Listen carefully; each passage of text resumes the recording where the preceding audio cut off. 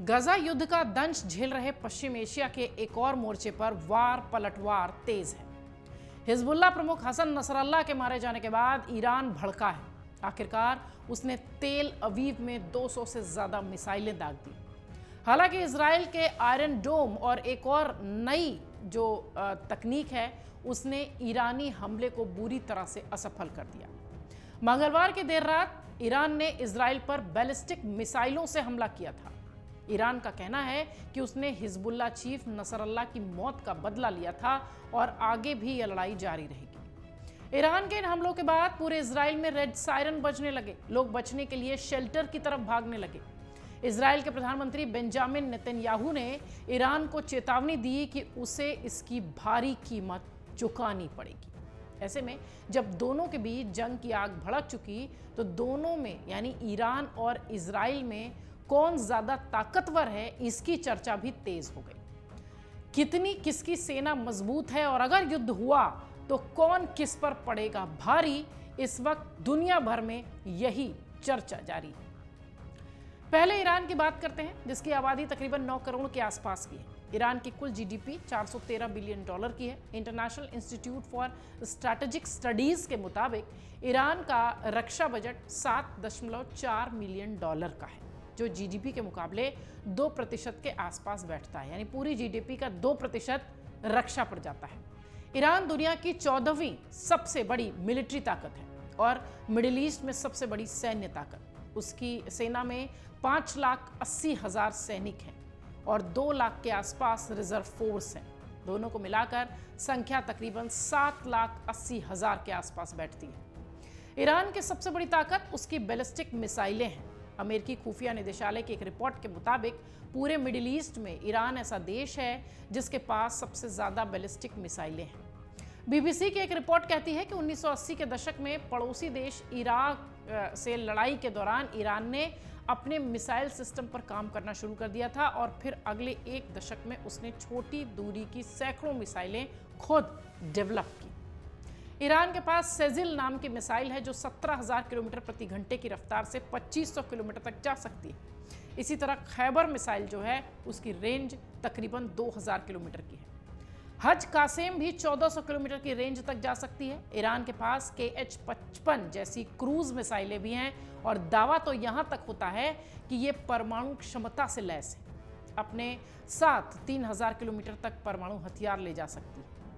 Iran ने इस बार Israel पर जिन हाइपरसोनिक मिसाइलों से हमला किया था उसे पिछले साल जून में ही दुनिया के सामने रखा था। ये साउंड की स्पीड के मुकाबले 5 गुना तेजी से चलती है और इनको इंटरसेप्ट करना भी बड़ा मुश्किल होता है। इसके अलावा ईरान पूरे मिडिल ईस्ट में ड्रोन का सबसे बड़ा प्रोड्यूसर है। उसके पास मोहाजेर 10 नाम का एक बड़ा ड्रोन है जो 2000 किलोमीटर तक जा सकता है और 200 किलो का वजन अपने साथ ले जा सकता है। ईरान के पास 273 फाइटर जेट लड़ाकू एयरक्राफ्ट, इसके अलावा 50 से ज्यादा हेलीकॉप्टर्स, 240 ट्रांसपोर्ट हेलीकॉप्टर, 1783 के आसपास टैंक, 572 बख्तरबंद गाड़ियां। इजराइल के मुकाबले ईरान की नौसेना आधुनिक नहीं है ये कह सकते हैं, लेकिन उनके पास भी 220 के आसपास जहाज हैं, जबकि इजराइल के पास 60 जहाज हैं। कई मीडिया रिपोर्ट्स में यह दावा है कि ईरान के पास परमाणु हथियार भी है। हालांकि ईरान ने कभी खुलकर ना तो इसे माना है और ना ही इसकी अब तक पुष्टि हो पाई। ग्लोबल फायर पावर इंडेक्स की रिपोर्ट के मुताबिक इजराइल आर्मी दुनिया की 20वीं सबसे ताकतवर आर्मी है। ईरान के बाद बात इजराइल की। इजरायली सेना में 1,59,500 एक्टिव सैनिक हैं, वहीं 4,65,000 के आसपास रिजर्व यूनिट है। कुल मिलाकर अगर देखें तो इनके पास 6,34,500 सैनिक हैं। सैनिकों के मामले में वो ईरान से कहीं ज्यादा पीछे है। इजराइल का डिफेंस जो बजट है वो ईरान के मुकाबले 7 गुना ज्यादा है।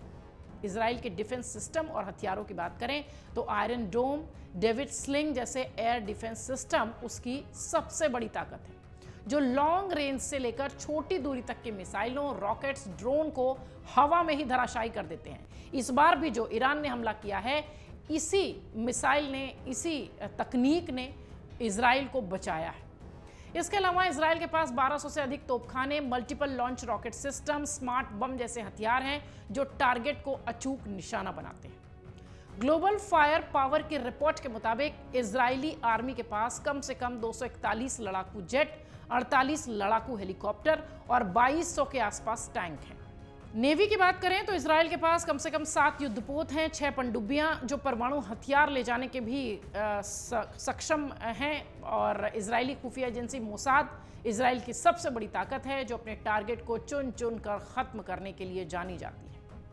ग्लोबल फायर पावर की यही रिपोर्ट यह भी कहती है कि इजराइल आर्मी के पास कम से कम 241 लड़ाकू जेट, 48 लड़ाकू हेलीकॉप्टर, 2200 के आसपास टैंक।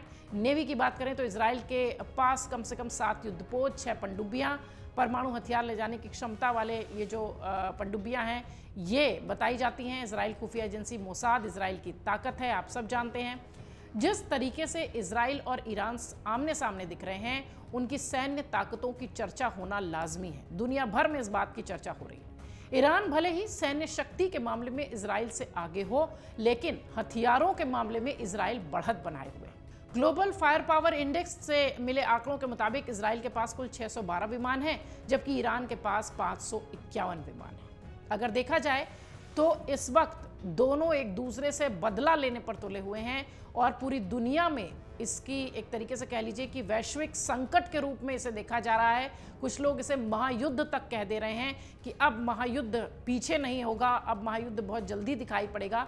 लेकिन अंतर्राष्ट्रीय मंच पर ईरान और इजराइल की जो इस वक्त की स्थिति दिखाई पड़ती है, उसमें यह रिपोर्ट इसलिए भी लाजमी हो जाती है क्योंकि इस वक्त चर्चा यही चल रही है कि अगर ये दोनों आमने सामने आते हैं तो बढ़त कौन बनाएगा, किसे फायदा होगा, किसे नुकसान होगा, किसकी जीत और किसकी हार होगी। हालांकि ईरान ने जिस तरीके से इजराइल पर हमले किए और इजराइल ने अपनी उत्कृष्ट तकनीक से जिस तरीके से ये हमले बचाए हैं, ऐसा लगता है कि सैन्य मामलों में भले ईरान आगे दिखाई पड़ रहा हो, लेकिन हथियारों के मामले में अगर देखा जाए, तकनीक के मामले में अगर देखा जाए, तो इजराइल बढ़त बनाए हुए है। अगर आप ये वीडियो YouTube पर देख रहे हैं तो हमारे चैनल को सब्सक्राइब कर बेल आइकन दबाएं, और Facebook पर देख रहे हैं तो हमारे पेज को लाइक करें। 8 मिलियन प्लस सब्सक्राइबर, आपके इस भरोसे के लिए बहुत धन्यवाद।